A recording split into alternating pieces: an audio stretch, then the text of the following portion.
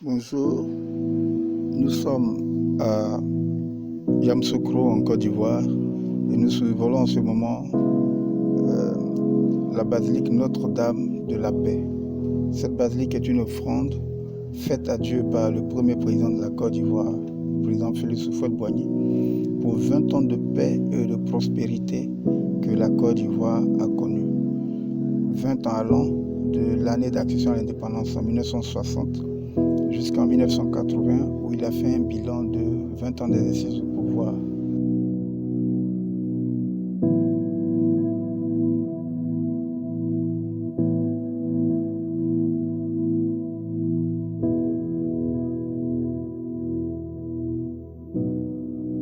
Et pour ce faire, il a dû concéder 150 hectares de sa plantation de coco, qui ne représente que le quart de cette plantation. Et c'est la superficie allouée à la basilique. À l'intérieur de ces 130 hectares, 72 seulement sont déjà exploités. 35 hectares de bâtiments et de voiries, 5 hectares de pelouse et 32 hectares de jardin. Le jardin est fait à la française. Il est séparé en deux par une piste. Cette piste est revêtue de marbre et bordée de gazon. Entre les deux haies de gazon, elle fait 450 mètres de long. Quand vous avez fini de la parcourir, vous vous retrouvez en face de la basilique. La basilique se dresse avec une hauteur de 158 mètres, comme un trait d'union entre Dieu et les hommes. La première partie de cette basilique est une vaste esplanade ovale de 3 hectares, en bordure de laquelle 2 colonnades de 64 colonnes chacune sont couvertes de 2 dômes. Et au rez-de-chaussée de ces dômes, il y a des chapelles d'environ 100 places pour les réunions des pèlerins. Au milieu de cette esplanade, qui est aussi revêtue de marbre, une énorme colombe d'une envergure de 30 mètres montre déjà l'idée de paix. Mais ici, c'est surtout le symbole du Saint-Esprit, comme le jour du baptême du Christ.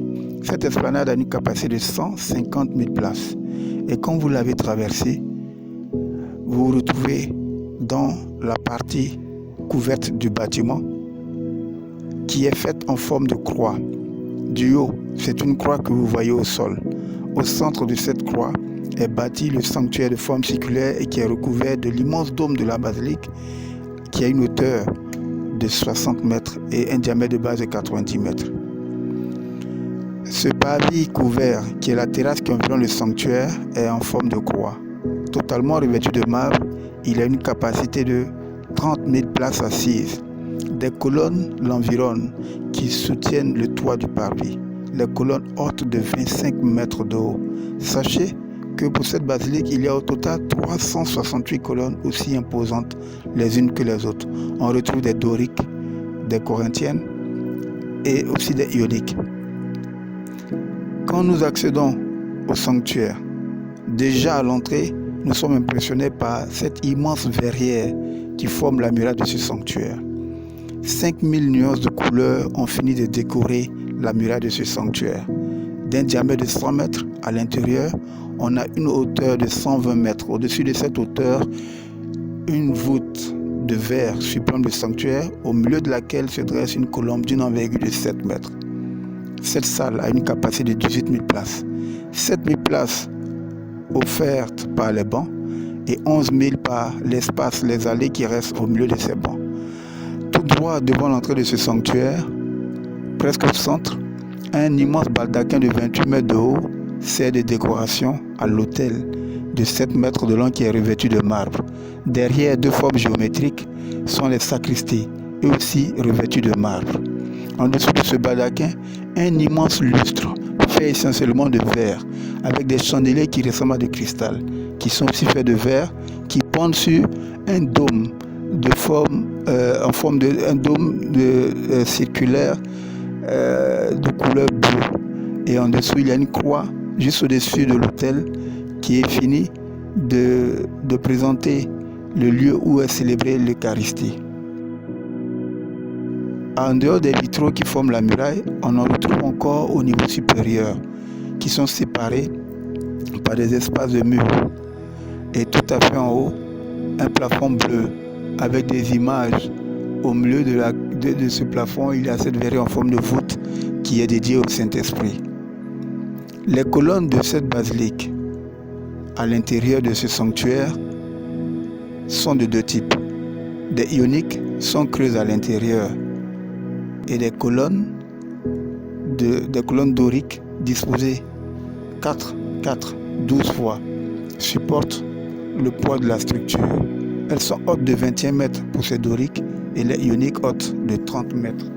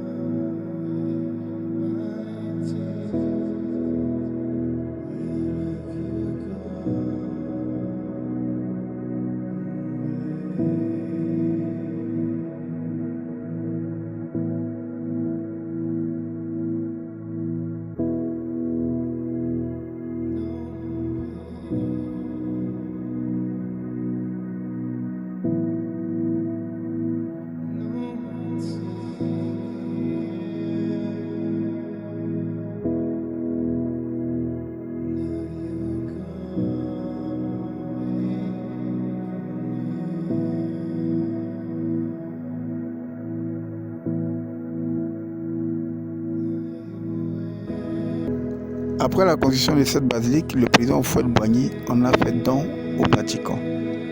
C'est une église catholique et c'est la plus grande ambassade du Vatican dans le monde en termes de superficie.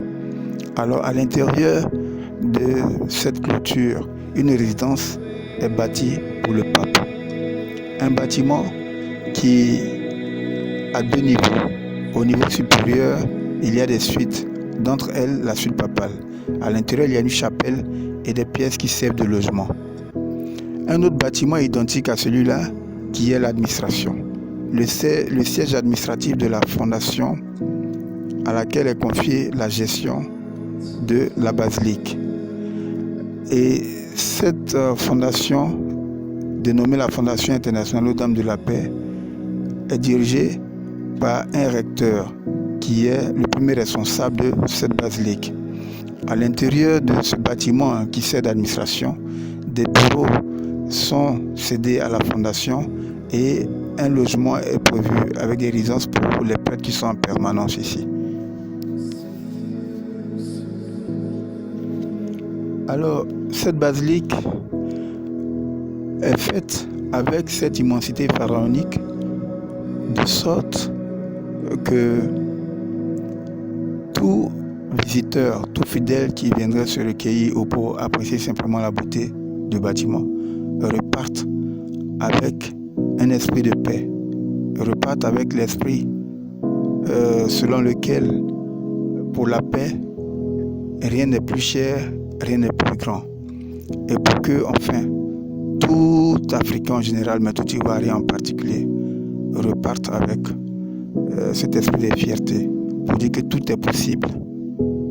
Alors, je vous remercie de nous avoir suivis, mais vous n'avez eu qu'un pan de ce qu'est véritablement la visite à l'intérieur de la basilique. Pour les détails, pour mieux vous imprégner de l'architecture, des détails et de tout ce qui est théologique qui accompagne l'architecture de ce bâtiment, le déplacement vaut la peine d'être fait. Je vous remercie et à très bientôt pour une très belle visite de la basilique.